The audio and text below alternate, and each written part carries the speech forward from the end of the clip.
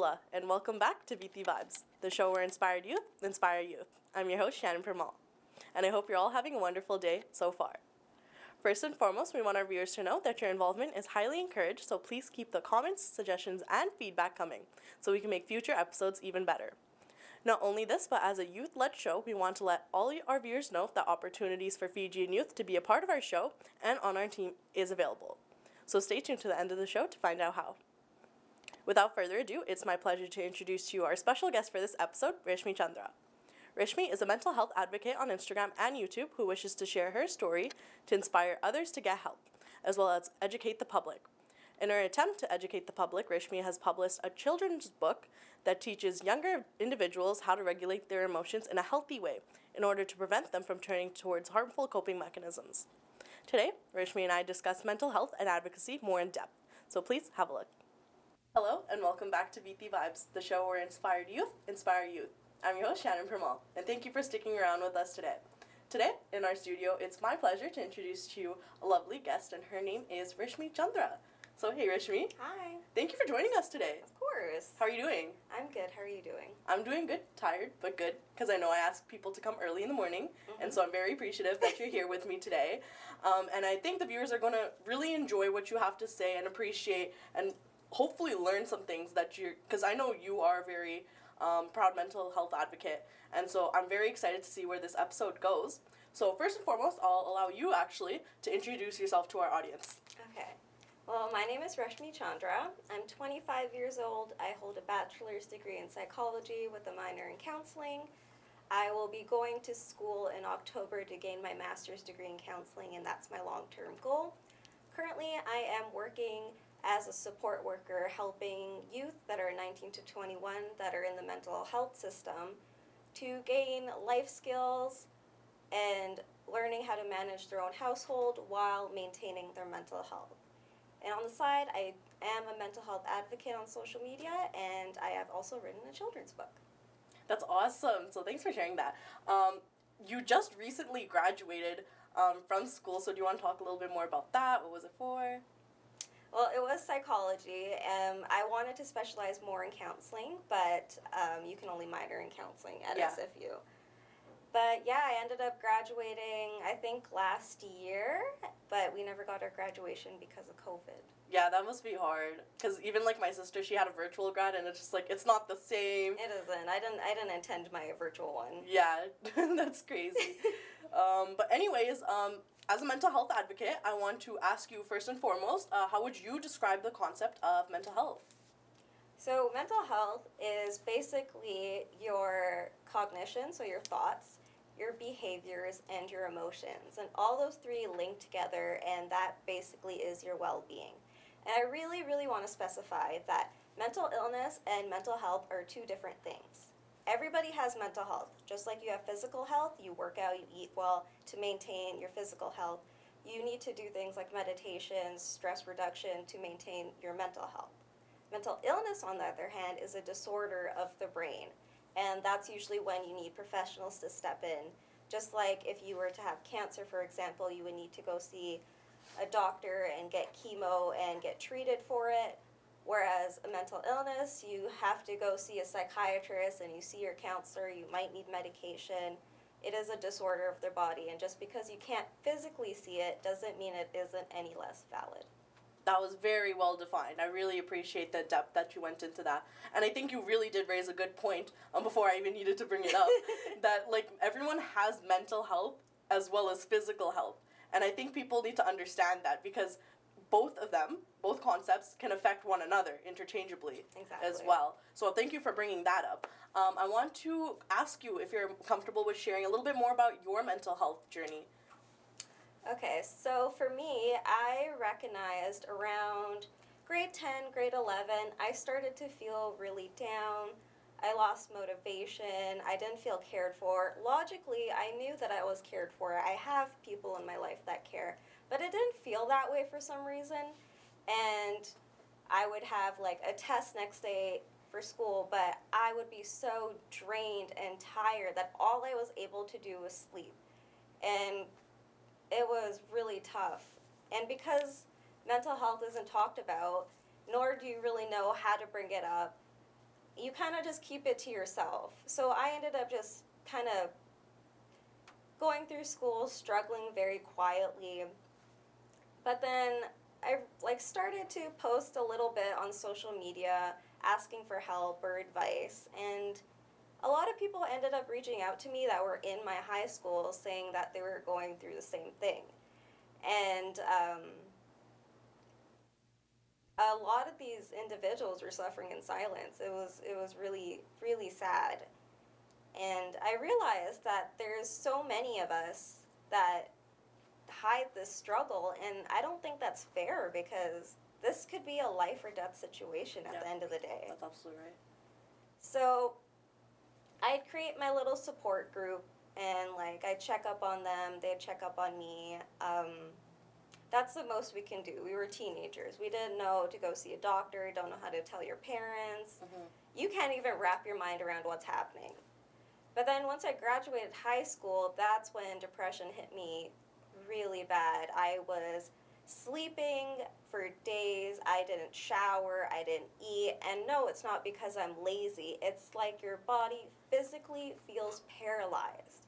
And it's so hard to get up. And unless you've been through it, you can't quite understand it. And eventually I just started getting anxiety attacks and panic attacks, which I didn't know what that was back in the day. My heart would just race. I'd get nauseous. I'd be hot and cold flashes. Go to the hospital. They'd say everything's normal, nothing's wrong, and you just come home more confused, and you feel kind of crazy, to be honest. But then I ended up going to my sister-in-law, and she kind of experienced something similar, so she got me to go to a doctor, and he's the one that told me I had anxiety. And they would give me medication and everything, and anxiety, as much as it was horrible, it was my blessing in disguise, because it literally forced me to go to the doctor to get help, and because of that, I was able to get help for my depression as well. Wow, thank you so much for sharing that. I'm glad that you find this a safe space to be able to say that, and I'm glad that you were able to share that with our audience, because who knows, there's plenty of people out there that probably can relate to parts of your story, or if not the whole thing, and are going through the same thing, right? So with that whole situation going on, like, you started a support group within your high school, friends, or just like all kinds of people within the grade? Just friends. We would just talk to each other and check up with one another. That's very nice. Yeah, I think that's such a simple action, but it means the world to some people, you know, because some people don't have like a support system, for example, right? So that's actually really interesting that you started off like that. So I want to ask, like, how did this whole mental health advocacy stuff like go afterwards? Because I guess my question to you is, were you always a vocal person with mental health, or was there something that ended up leading you to becoming so vocal as a mental health advocate? I was not a vocal person. I am a very quiet person naturally, even as a child. And, you know, once I started connecting with my friends and realizing that they were suffering in silence, and I was going through all these traumatic experiences of being in and out of the hospital, trying to figure out what's wrong with my body, I was getting really fed up, and I felt like I didn't know who to go to, who to talk to. There wasn't really anybody there on social media except your friends, but they're not professionals either. So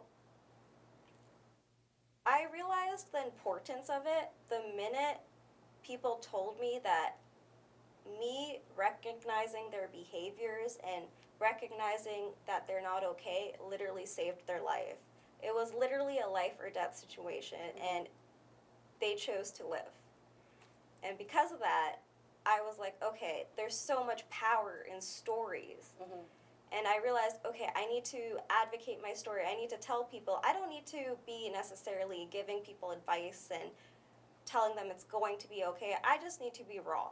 Like, this is what I'm going through and whatnot. And when I started doing that, so many people reached out to me. People that you wouldn't think that suffer with mental illness, that are like doing so many things. They look great, they're getting grades. And yeah, and these guys were all suffering. And I realized there's so much power in stories. And ever since then, I guess I've been advocating. Yeah, it's crazy. Yeah, like you said, like you never know what people are going through, especially like even us sitting here. Like people might think like everything's okay, but we're tired people. Yes. We're busy people. Things get like become a weight on our shoulders too, right? But it's just the situation. People only see the good parts, right? But I love the fact that you are actually super raw with like, especially on like Instagram and your YouTube videos, about like your mental health journey. And I think that's definitely like something that like a lot of people would probably be able to take it and learn from, whether they relate to it or not. You know what I mean? But anyways, I want to ask you a question more related to the Fijian community.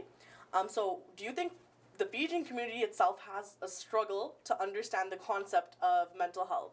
Oh my gosh, yes, they do struggle. I mean, I think parts of it, like, that I was thinking about, I was like, there's no word in Hindi for depression. At least I don't think so.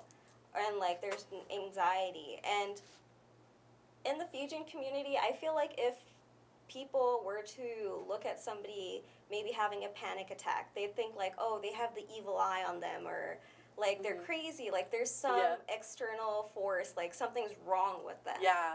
And there's a lot of stigma in our community, and there's no education. I think that's the big thing. I mean, our parents didn't grow up learning about mental health in school. Heck, I didn't grow up learning about mental health in school. So, because there's no words for it, and there's just that judgment. They don't know mental health exists, so you can't really blame them for thinking people are crazy, because they just don't know any better. Yeah, no, absolutely. Like, I totally agree with you. Even if there is terminology in, like, Shuddh Hindi, like, we don't know that. Because, like, for us, like me personally, like, I can speak Fiji Hindi, but even then, it's so hard to, like, kind of define. Like, there isn't a word. You have to kind of, like, go around it. And that's the thing with Fiji Hindi. There's, like, always just, like, it's just a very vague blanket statement. Like, I remember for, like, a different episode, I was trying to explain something like this one specific heart disease. But then I couldn't figure out, like, there's no real word for that heart disease. So you just call it heart ki bimari, like, when I asked my mom. And it's just, like, that's just heart problems, you know what I mean? But, like, the thing, like, mental health is becoming, like, I think a new conversation. So that's why, like, now there's certain terms like depression, anxiety that we understand. But trying to translate that to, like, our elders, like, is something that I guess, like, we are struggling with. Yeah. And, like you said, like, communication is key to be able to do this sort of stuff. I feel like for, like, a first step that we can do is maybe describe the symptoms to, like, the older generation. Like, whatever that word might be in Hindi, describe all the symptoms and explain to them those symptoms together equals depression. Right. So describing the symptoms, I feel like, would be a lot easier rather than just saying, like, I have depression. Yeah. Yeah, that's definitely true. So I want to ask you, what challenges do you think the Fijian community has in regards to, like, mental health? Like, mental health challenges that the Fijian community faces, per se? I want to say a lot of our culture is keep everything to yourself. Like, if it's in your household, keep it within your household. You don't want to bring shame into your family and all that kind of stuff. We kind of learn to just deal with your own problems. But you know what? Humans are social creatures. The only reason we're alive today is because we were able to work together in teams. That's why humans survived. You literally needed one another. And to think that we should be suffering by ourselves and trying to figure it all out, that just makes it worse. And I feel like that's the biggest challenge. We really need to change our mentality and say, hey, if someone's struggling, like, we need to just get them help. And it's not an embarrassing thing. There's a lot of people suffering more than you think. And I feel like a lot of the older generation probably do have mental illness as well, but they just don't know it. And they cope through different things, whether it be drinking or whatever it might be. So it's very much there. We just kind of need to really change our mindset towards it. Yeah, open up the conversation definitely, I think, is, like, the first step. And like you said, like, elders do have mental health problems. And we see that, we know, we can recognize that. But for them, because they're a little older and they didn't have these, like, medical terms, mental health is a new thing, apparently, to everybody, right? So they don't really know that this is what they're doing. But, like, say if we see, like, some of our elders, like, say, using alcohol to cope, like, they don't realize that, oh, why they're drinking so much alcohol, for example. But, like, that's the thing, like, they don't have these terms where they, like, would know exactly what it is. But if you, for example, like, they end up suffering in silence, right? And a lot of people don't know that. And it's like, I always say, like, you tell your kids, like, you tell anyone, actually, like, if you broke your leg, go to a doctor, right? Exactly. You see a broken leg, go to the doctor. But you can also see symptoms of, like, mental health, mental illnesses and, like, mental health struggles. And so it's like, if you recognize those, and if we're able to have, like, that conversation, talk about symptoms and stuff like that, then they'll be able to recognize, right? And we'll be able to help them recognize as well. And so that way you can actually, like, figure out, like, okay, what do you need to do? Like, what doctors do you need to go to? And find the resources from there, right? Because talking about it clearly is needed, and that's why I always do it on this show especially. Yeah. And so that's why I'm really happy to have you here with us today. But anyways, I've been talking a little bit. I've been kind of rambling on. But I want to ask you, do you have any, like, long-term or short-term goals for the future? Short-term goals is to get back into my YouTube for sure and advocate more on social media. I know when I was in school, it was a bit tough. I mean, I'm a mental health advocate, but I have my own struggles, and I struggle quite a bit. So it's hard to kind of keep up on social media. But for sure, a short-term goal is to just keep on advocating and putting that time and effort into it. Because as much as I am struggling, advocating kind of fulfills me in a way like no other. As for long-term goals, I do want to become a counselor, so I am taking those steps. I'll be going to get my master's degree in October. And then I hope to open my own practice, and then I'm hoping that because I'm a person of color and because we're in a very South Asian community, I'd be able to understand my clientele a lot better than, say, a white woman. That's great. Yeah, honestly, like, I sometimes feel like whenever even, like, not even, just, like, any, like, other, like, non-person of color, it's very hard to kind of get at, like, certain situations and, like, make them understand because they just won't get it. So I think I wish you all the best in that with your counseling endeavors. But anyways, the last thing I want to kind of touch on is that you are actually a published author, and you have published a children's book. So I would like you to share with our audience a little bit more about that. So yes, I wrote a book. It's called How I Take Care of My Home. And pretty much it's teaching children that their bodies are their homes. Their home isn't something physical like a building. It's inside of them. So it's very important for them to take that time to take care of their bodies. And I kind of bring up the concept of mental health without really using the words mental health.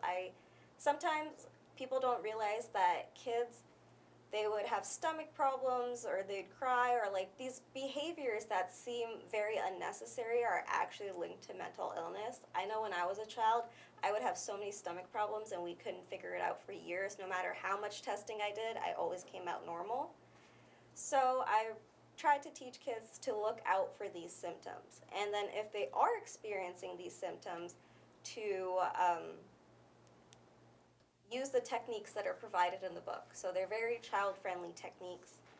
And it could be as simple as blowing bubbles. So you'd think that that's not a big deal, but what you're actually teaching them is deep breathing, because they need to take a deep breath from their stomach, and they have to breathe out slowly in order to form the bubble.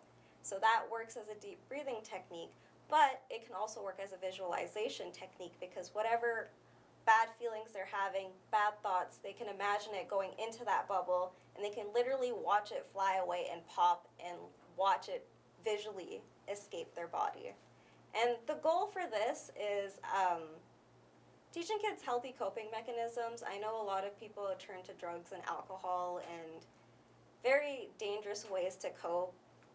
Trigger warning, I'm going to talk about self-harm, but I feel like if I learned these techniques as a kid, if school taught me how to deal with my emotions and to look out for things and like when to see a doctor, I feel like I wouldn't have turned to self-harm, but I did, and it's not a healthy coping mechanism. So my hope is to prevent further damage for a future generation. Thank you for sharing that.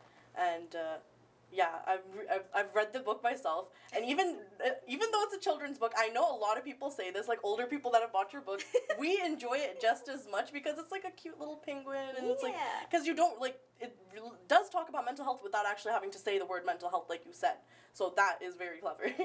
But anyways, tell them quickly, where can they purchase the book if they so choose? You can purchase it on Amazon. It's also available online through the American Walmart, Barnes & Noble, and Target. Awesome. Thanks, Rashmi. Do you have any last words you'd like to share with our audience?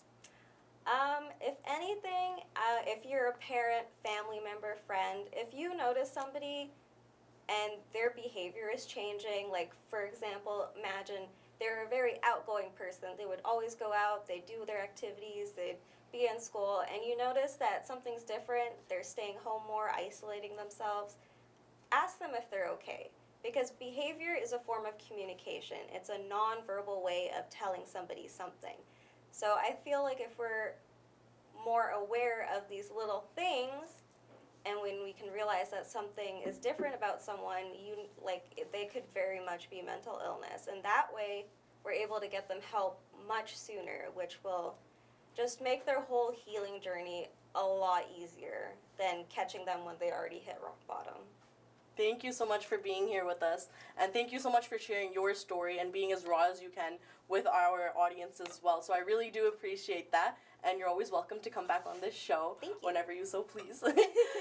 So thank you for sticking around with us today. That wraps up our interview with Rishmi Chandra, and we'll see you right after this. Thank you, Rishmi, for joining me this week. Now, up next, we have a video of Rishmi where she discusses her children's book more in depth.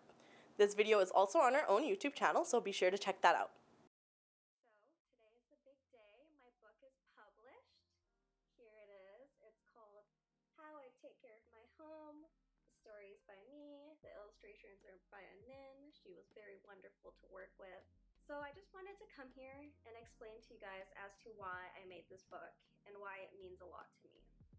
During my teen years, I actually dealt with self-harm. And self-harm is an unhealthy coping mechanism. It does more harm than good. And it's bad for you both mentally and physically. As much as I knew self-harm wasn't the right thing to do, it was the only thing that would ease my pain. Whether I'd be filled with rage or really sad, this was the start of my mental illness. Self-harm was the only thing that worked. So why would you stop doing something that worked? It was the only thing that soothed my pain. It gave me comfort. It was really a strange time. Now that it's been a couple years since I finished high school, I've been reflecting quite a bit, and I did work with some children, and I've realized how resilient children are. Children are so strong, and they're capable of learning so much. And then it clicked to me, why aren't we teaching children how to cope with their mental health? And mental health does not equal mental illness, no. Mental health is just their mental well-being, their stress levels, their emotions, their cognition. And then when I thought back to my childhood, I thought if I learned techniques in school or something about how to regulate my emotions, what to do when I'm feeling sad or anxious or depressed or whatever it might be, because there are children that do experience those emotions. We should be teaching our kids how to take care of their mental health. It's never too early to talk about it. Kids are very, very smart, and they're like sponges. They'll absorb the information and learn from you. Now, we tend to assume that what kids go through is not stressful, but what we fail to realize is that that's all they know. Yes, I know that you understand how bills are stressful to pay and working full-time and all that kind of stuff, but the kid isn't at that stage in their life. Right now, what seems so little to us is the world to them. Like, it feels like the end of the world. So it's very selfish of us to assume that their stress is not valid and their emotions are not valid, because it is. What I did over the course of 2 to 3 years is I went to conferences about children and their mental health.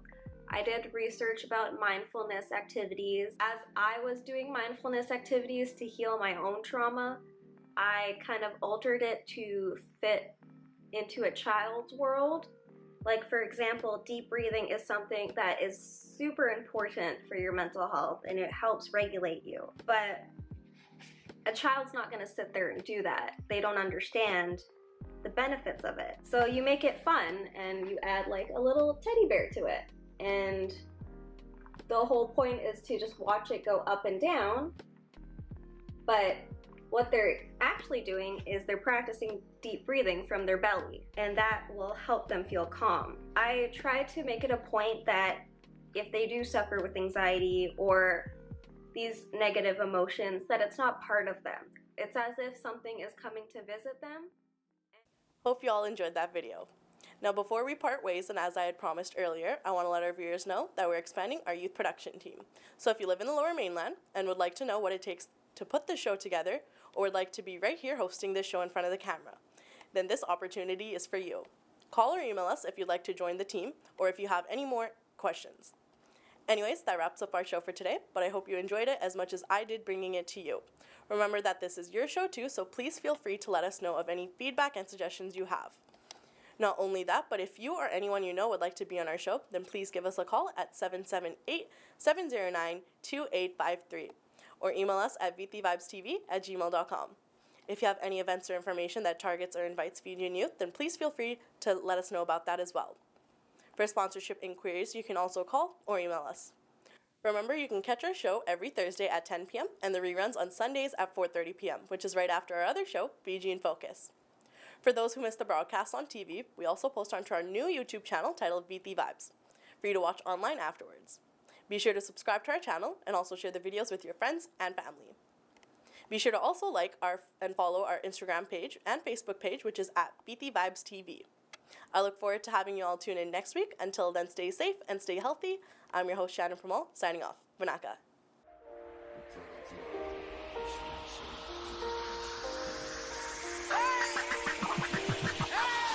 Let's go. All I say, go to that, they never seen that. Ain't fat, don't be your